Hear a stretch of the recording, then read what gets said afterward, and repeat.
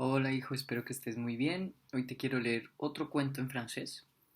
Este es de Satoshi Kitamura y se llama Moi et mon chat. Un chat, c'est ce petit animal-là. Moi, j'ai un petit chat qui s'appelle Lucky Lux. Et pour l'instant, c'est le copain Samuel qui le garde. Mais bon, ça c'est une autre histoire. Alors, moi et mon chat.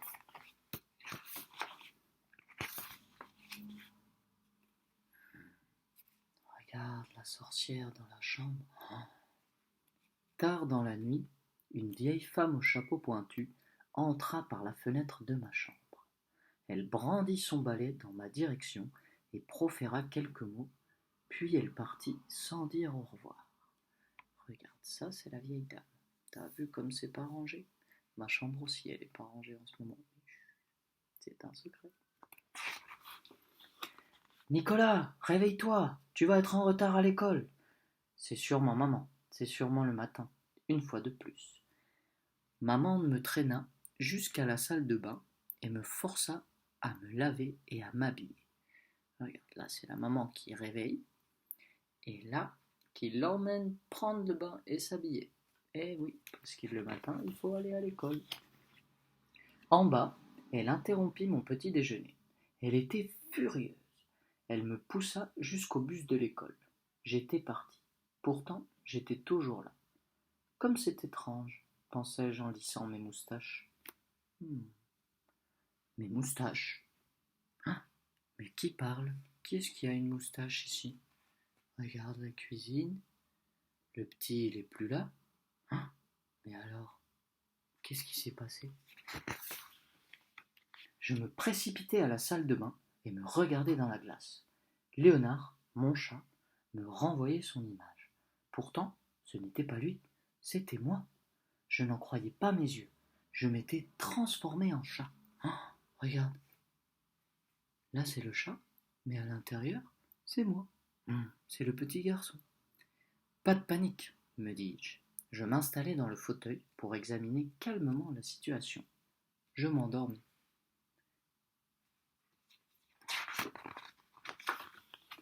Lorsque je me réveillai, je me sentais un peu mieux.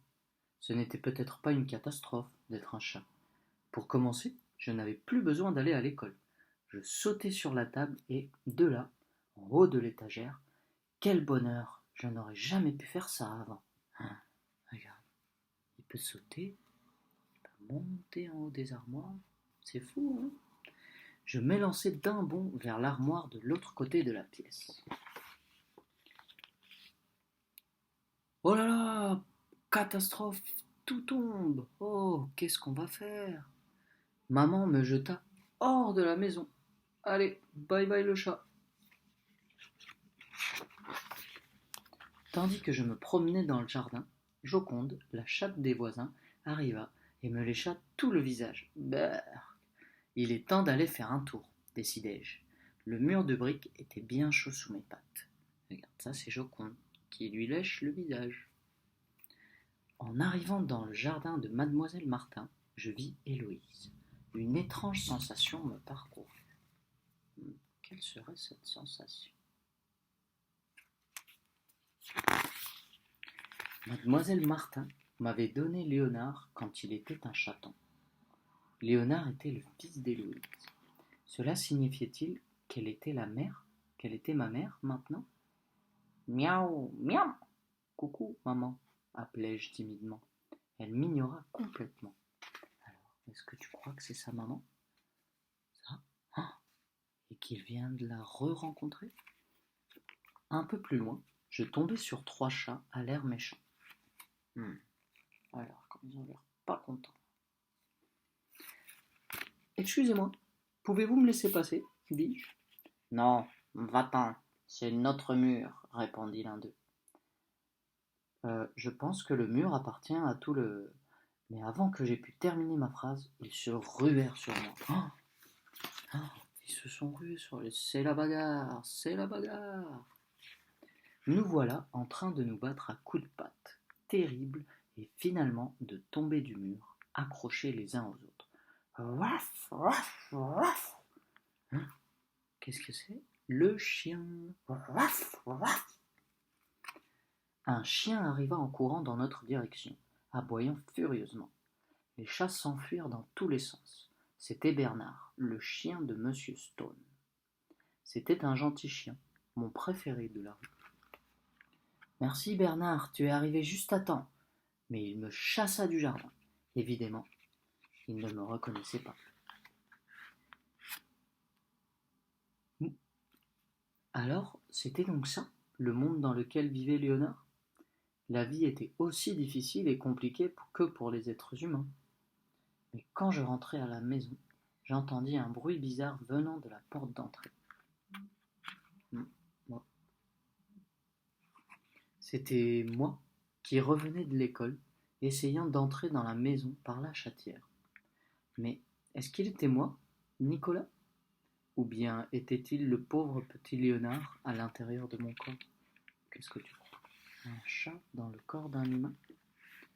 Une fois entré dans la maison, il continua à se comporter singulièrement.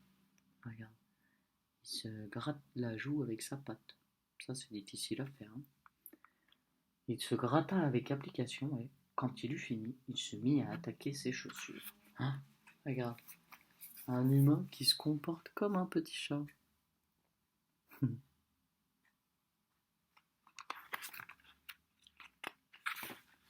Hein?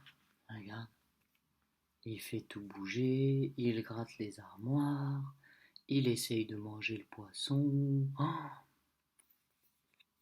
il veut se battre avec les robots, il se roule sur lui-même en demandant des câlins, tout comme un chat. En haut du tabouret, il se lèche les petites pattes. Incroyable.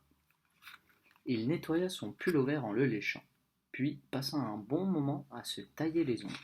Il avait l'air particulièrement fasciné par le poisson rouge. Il essaya de trier le linge, puis les pelotes de laine, mais finit par y renoncer. Ça, c'est une lessive pas très bien faite. Regarde, il renverse la tasse. Il traîne sur le sol, il se met dans les paniers. Et il mange sur les chaises. Il s'enroule sur les pelotes de laine. Regarde, t'imagines toi, si t'étais un petit chat. Encore, tout comme un chat. Un vrai chat humain. Il trouva le radiateur irrésistible et s'installa dans la litière du chat. Voilà, pour faire ses besoins. La petite litière. Et là, ça c'est un humain, mais il est à la place du chat. Et tout ça, c'est des petits outils. Des outils pour faire du bricolage. Mais tout à coup, il m'aperçut. Manifestement, il ne me trouva pas sympathique. Regarde, il veut s'attaquer lui-même.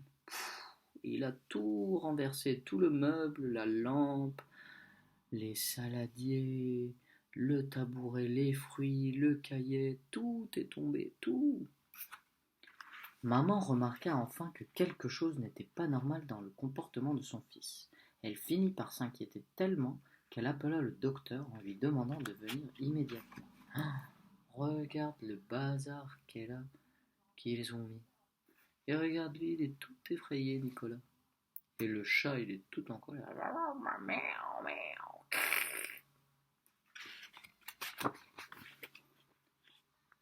Rien de bien sérieux, dit le docteur Horwitz. Il est simplement un peu surmené.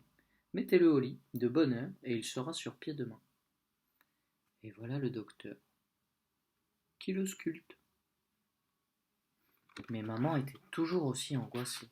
Regarde comme elle est inquiète, la maman. Elle sait pas que c'est lui, son fils. Et oui, elle n'a pas compris parce qu'un chat, ça miaule, ça ne parle pas. Elle le prit dans ses bras toute la soirée. J'étais désolé pour eux deux. Je grimpai sur Léonard en forme de moi et lui caressai la joue. Il ronronna. Alors, maman me caressa doucement. Je me mis à ronronner à mon tour. Tard cette nuit-là, la vieille femme au chapeau pointu revint par la fenêtre de ma chambre. « Excuse-moi, mon petit gars, je m'étais trompée d'adresse, dit-elle. Elle brandit son balai et proféra quelques mots, puis elle s'en alla sans dire bonne nuit. Regarde, la même dame au chapeau pointu, avec son balai. Nicolas, réveille-toi! tu vas être en retard à l'école. J'entendis maman crier. Tout était redevenu normal. Et voilà, Nicolas est redevenu Nicolas. Et le chat, il est redevenu chat. À l'école, Monsieur Hugo s'assit sur la table.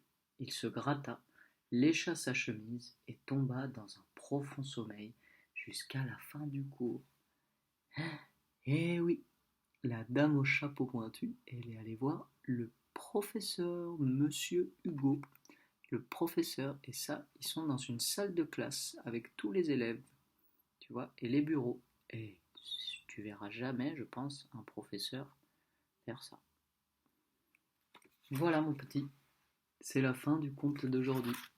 J'espère que ça t'a plu, j'espère que tu es sage et je t'aime très très fort.